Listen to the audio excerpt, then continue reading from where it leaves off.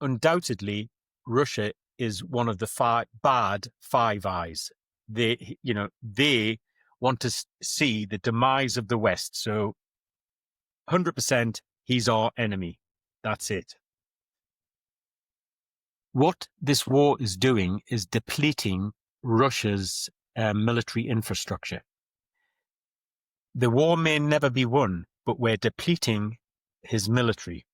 And that's a good thing for us, because if you read back to, different periods in history, look at Ceausescu. He was a dictator.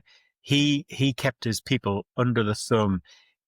The country was starving. He ended up hanging from a lamppost. Gaddafi, exactly the same. He ended up being taken over by the people. Saddam Hussein, and there is countless other world leaders.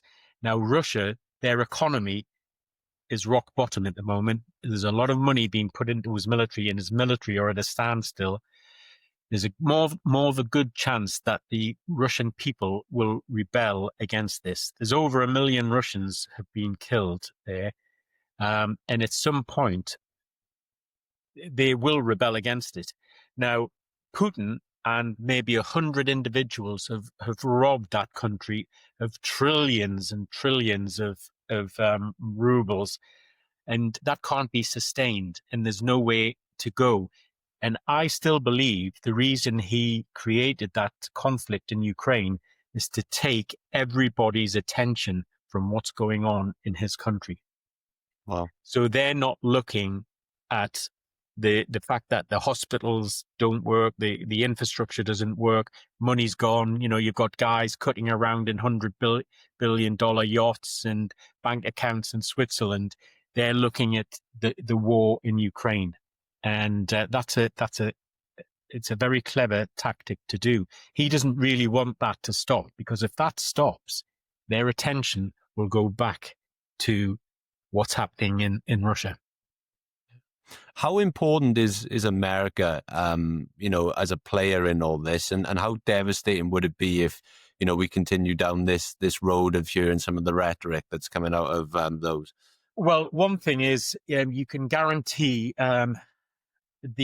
we do sadly rely on America, and that's been wrong. And now, if there's anything positive to come out of it, he's shaken up Europe and the UK to start actually paying their way and having a defense force there. And I think that's where it stops from that side.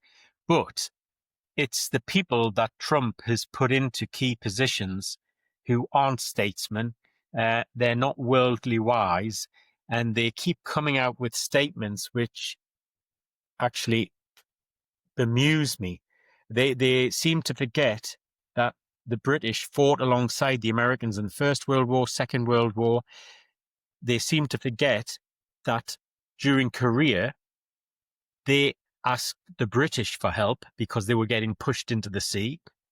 Then they asked for our help in the Second Gulf War because to justify it. Obviously, we fought to get alongside them in the First Gulf War.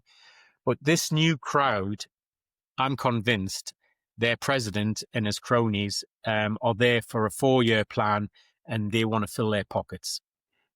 And they're doing deals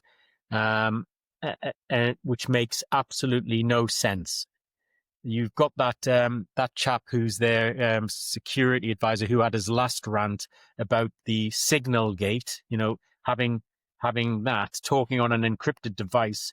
But you've got a journalist that's in his name list. It's